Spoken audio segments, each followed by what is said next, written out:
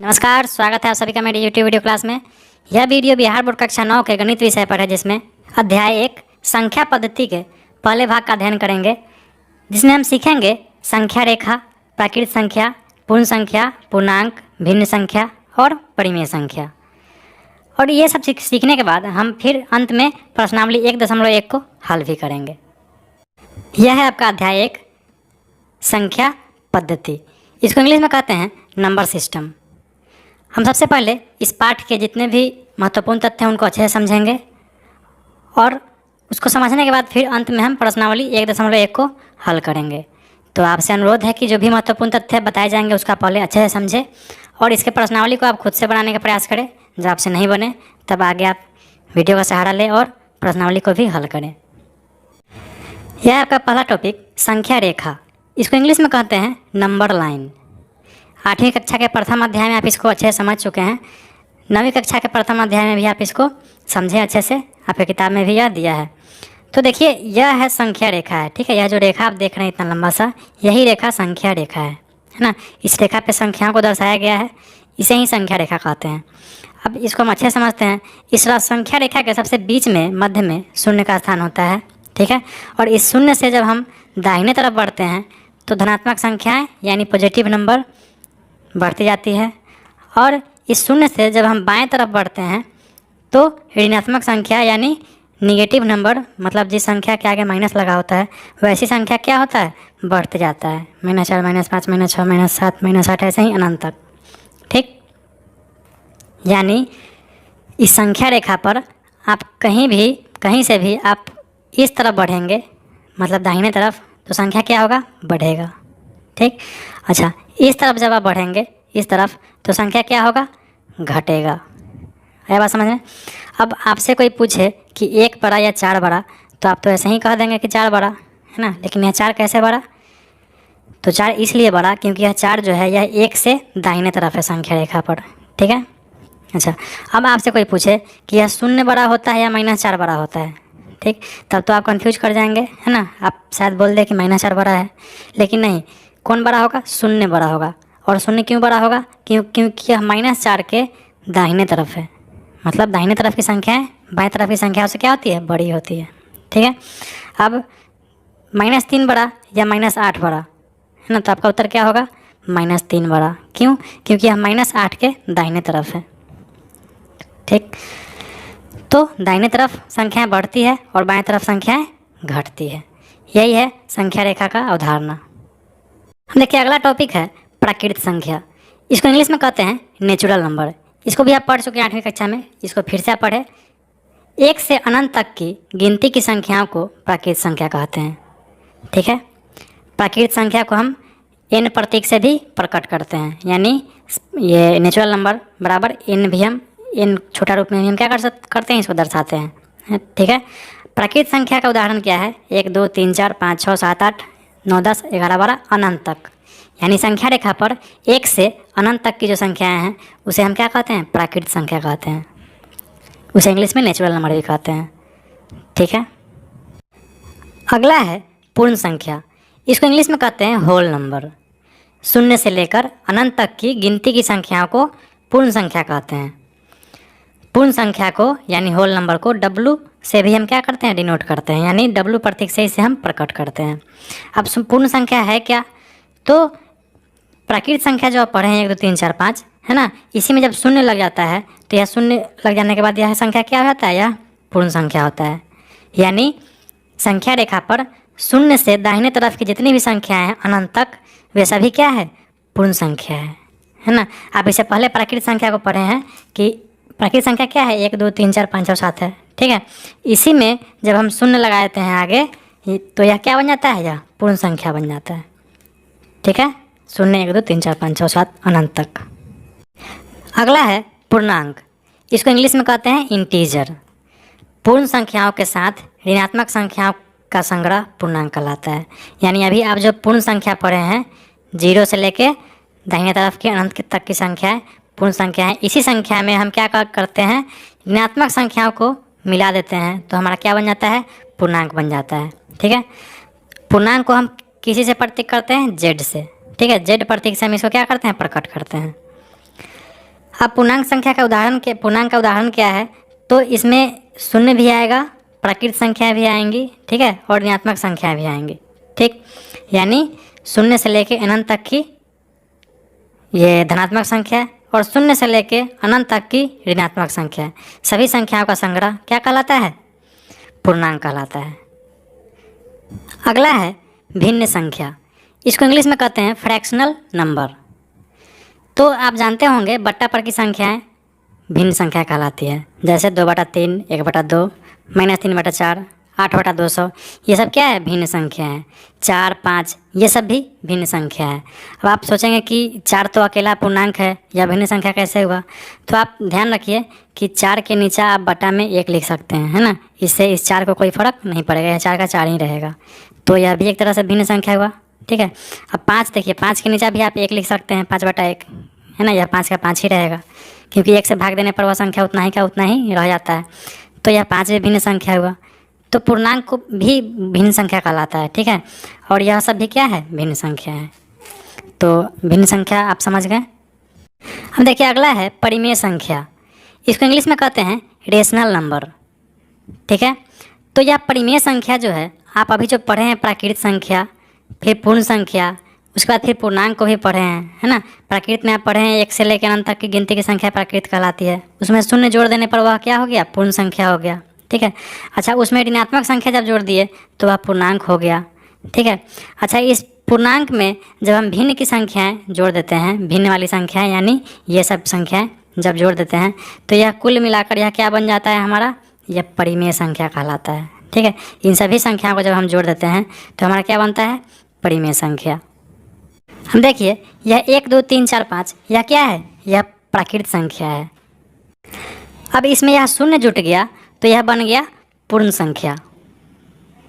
अब इस पूर्ण संख्या में यह ऋणात्मक संख्याएं जुड़ गई, ठीक है, -1, -2, -3, -4 इत्यादि। तो यह सभी मिलकर क्या बन गया? पूर्णांक बन गया। अच्छा, जब यह भिन्न संख्याएं जुट गई, ठीक है, तो यह कुल मिलाकर यह सभी संख्या मिलकर क्या हो गया? परिमेय संख्या कहलाएगा, ठीक है। अब आइए हम परिमेय संख्या का परिभाषा देखते हैं।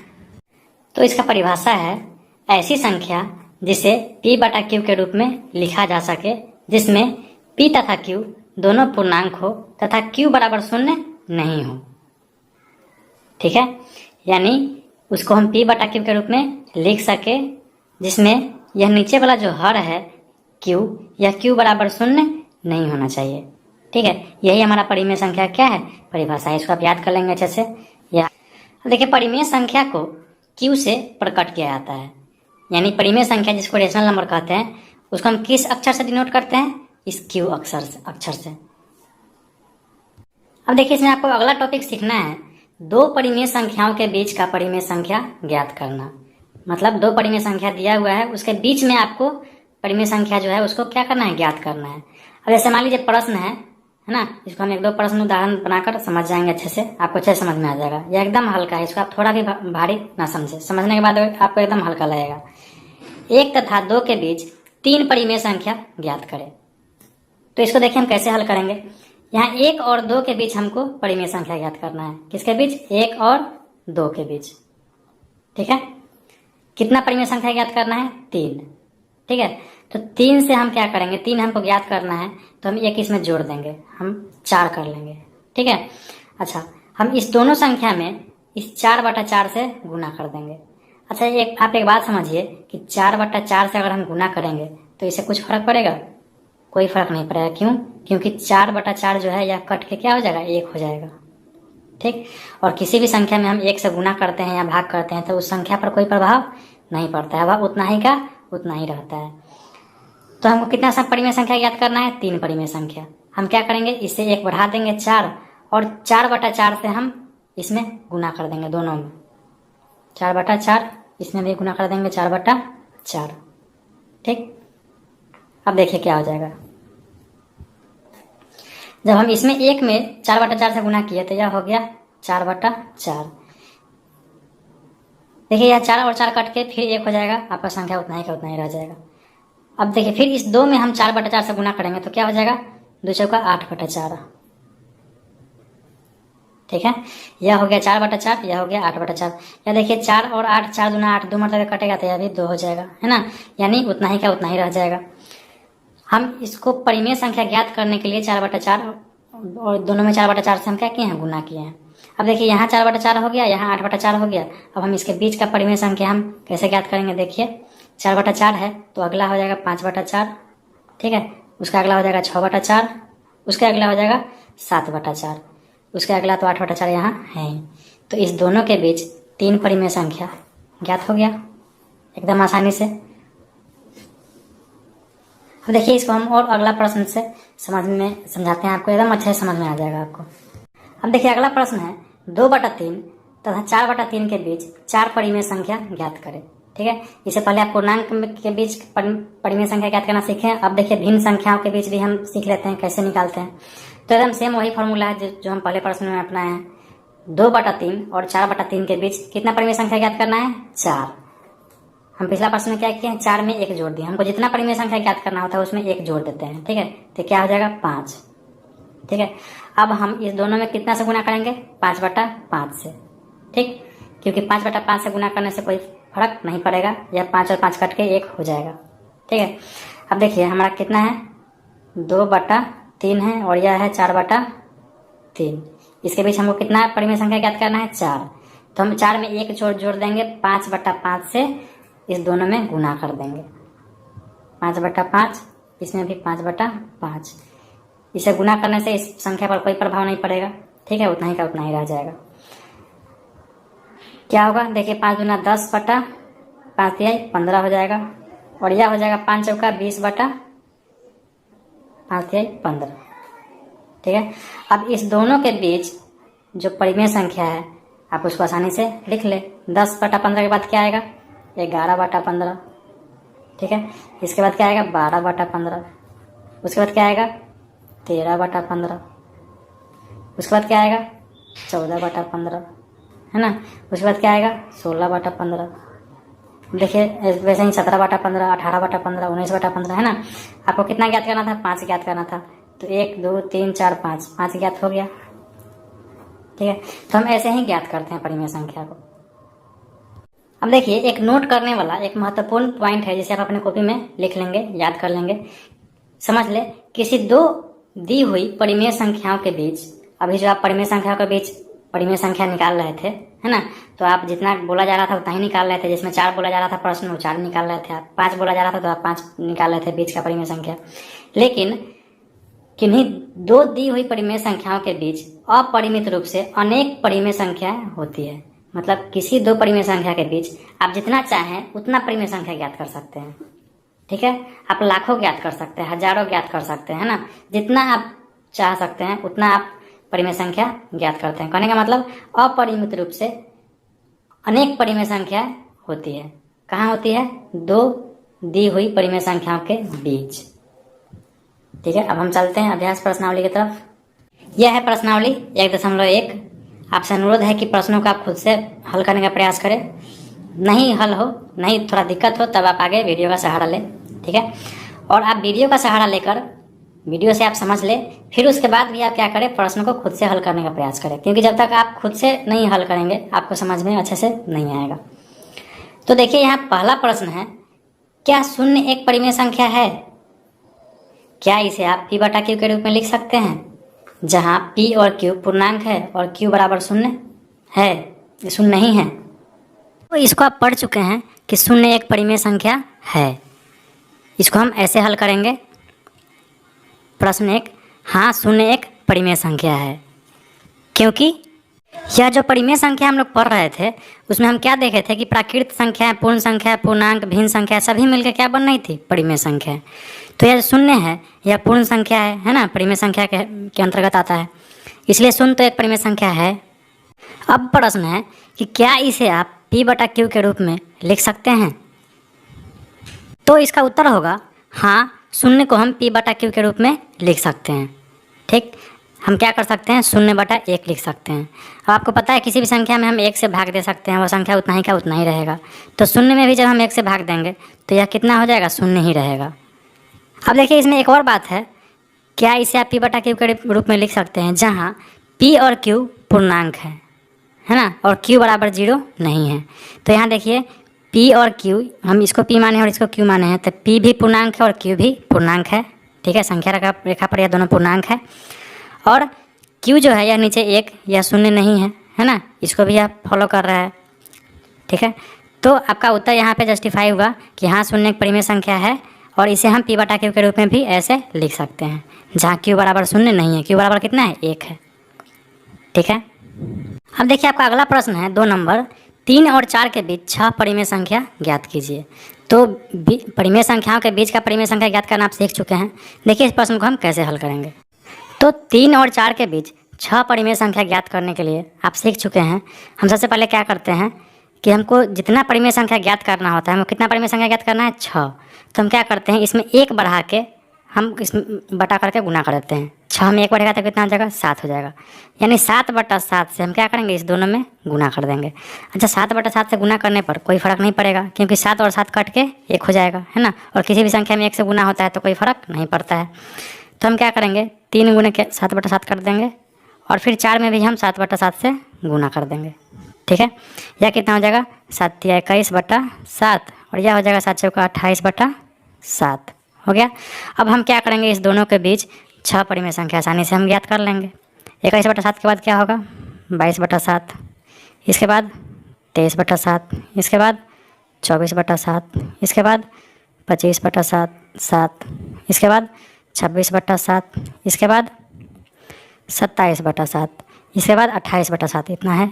ठीक है, तो देखिए 1 2 3 4 5 6 परिमेय संख्या जो है आप ज्ञात कर लिए आसानी से, है ना। 3 और 4 के बीच एकदम आसान प्रश्न है ऐसा प्रश्न को हल करना।